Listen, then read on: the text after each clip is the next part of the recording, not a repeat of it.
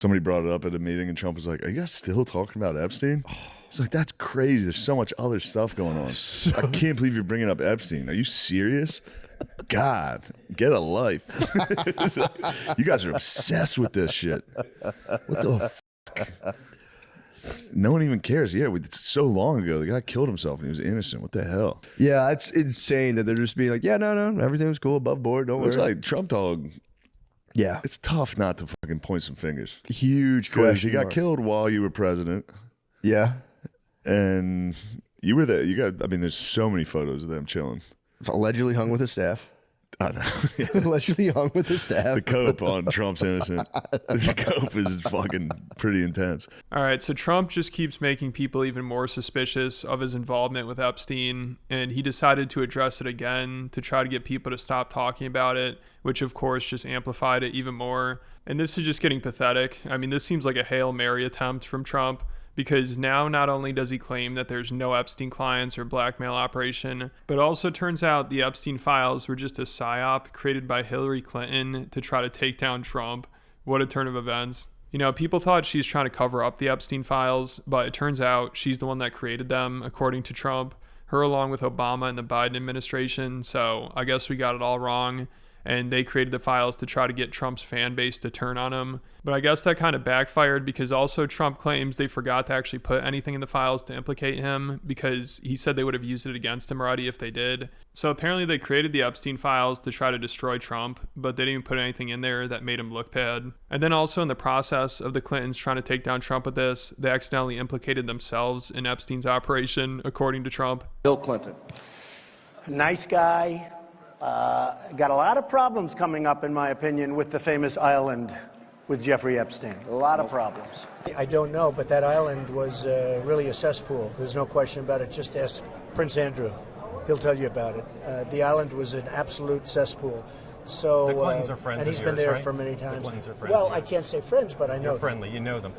They play at my clubs a lot. I have clubs, and everybody likes to play Are you at my saying clubs. there's a political problem for her if she runs for president? It could be a political problem. Look, he could be a political problem. Right now, he's Teflon, and right now, maybe not. But he could end up being a political I want to problem. ask one question. So Trump went from implying the Clintons are scared of the Epstein list coming out to now saying they're the ones that wrote the list. I mean, it's just hilarious. You know, this guy gives no fucks anymore. I mean, leading up to the last election, it felt like every day someone was like, oh man, the Clintons and Bill Gates, they're really scared of Trump winning because they know Trump's going to release the files. Even Elon said this, but then he went on to claim that Trump's scared to release them because he's in there.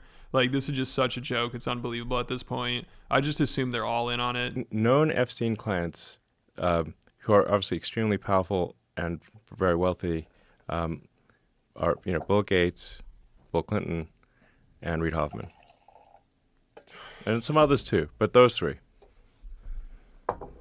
So, why was Reid Hoffman so intent on destroying Trump? You think it's because they're worried about the list coming out? Yeah, one of the reasons.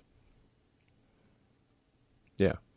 I think part of why Kamala's getting so much support is that if Trump wins, that Epstein client list is going to become public. Yes. And some of those billionaires behind Kamala are terrified of that outcome. Transparency. Transparency is coming.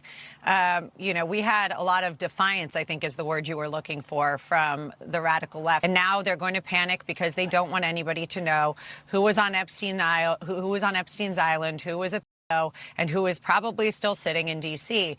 And the reality of the situation is this: there will be accountability, and America deserves it. We needed to know what the drones are. We needed to know that we were okay. We need to know about Epstein's island. We want to know about JFK.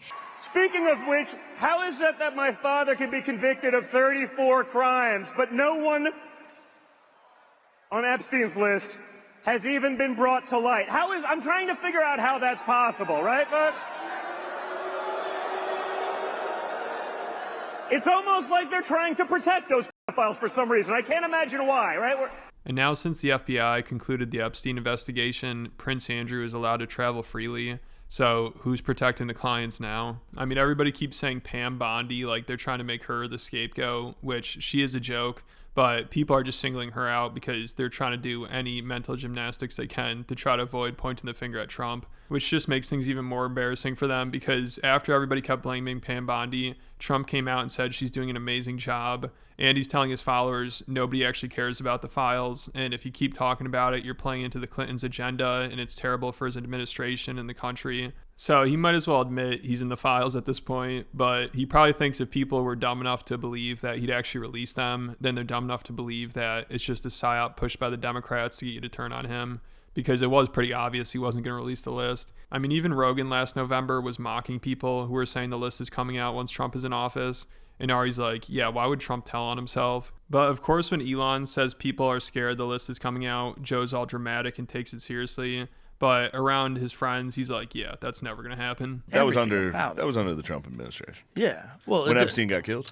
Listen, it didn't matter what administration. That is some very powerful people. It has nothing to do with who's the president. No, I know, but Why hasn't that come out? Not a word, not a list, not a thing, nothing. Well, Jesus is still there. Yeah, what's going on with that? And I would imagine it's not going to either. No, it ain't. He's lame. Everybody's like, when Trump gets in office, the Epstein. Yeah. Yeah, right. He's going to tell it himself. Yeah.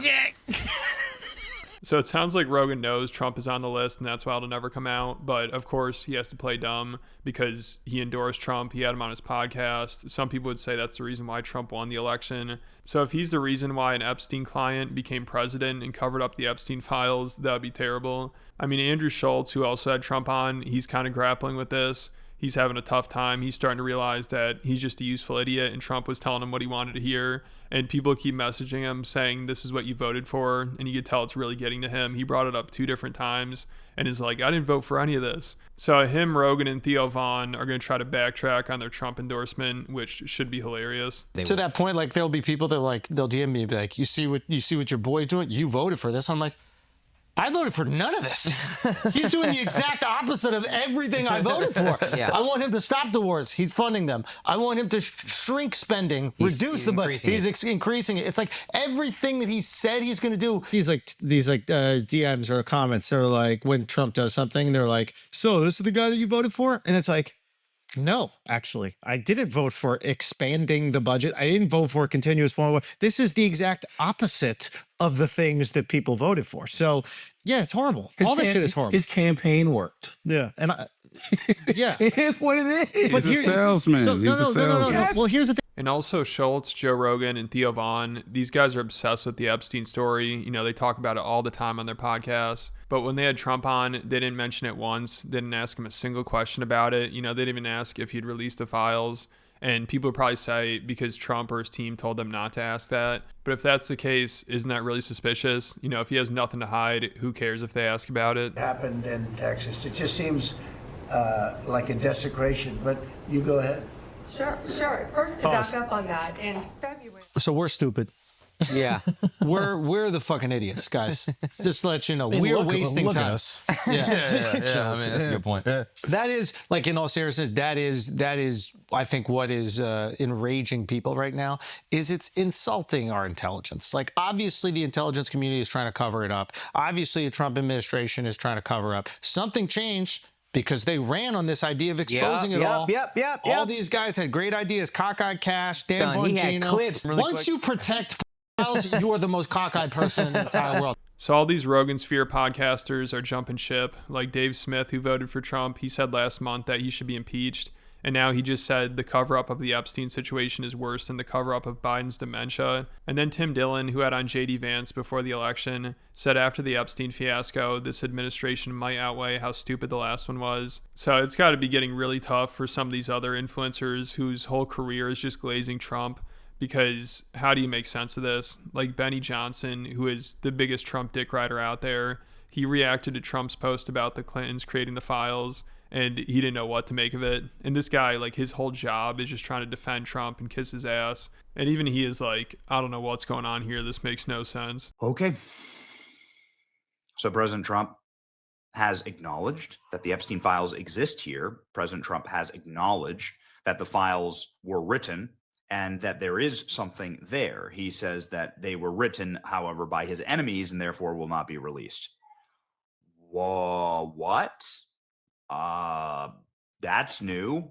in this entire zeitgeist. This is something that is wildly interesting. And then he goes all in on supporting Kash Patel and Pam Bondi. No mention of Dan Bongino, where all of this, again, sort of transpired. By admitting that the Epstein files are real and have been written and that you've read them and you don't like their contents and they were written by your enemies, doesn't make the most compelling case as far as I'm concerned. Holy moly. And Trump didn't mention Dan Bongino because he reportedly went rogue and had a shouting match with Trump's chief of staff and Pam Bondi, and then skipped work on Friday and now is threatening to resign if they don't fire Pam Bondi, which it looks like Trump is choosing Bondi over him, and people are disappointed about it, but it seems like he's our best bet right now for getting any answers.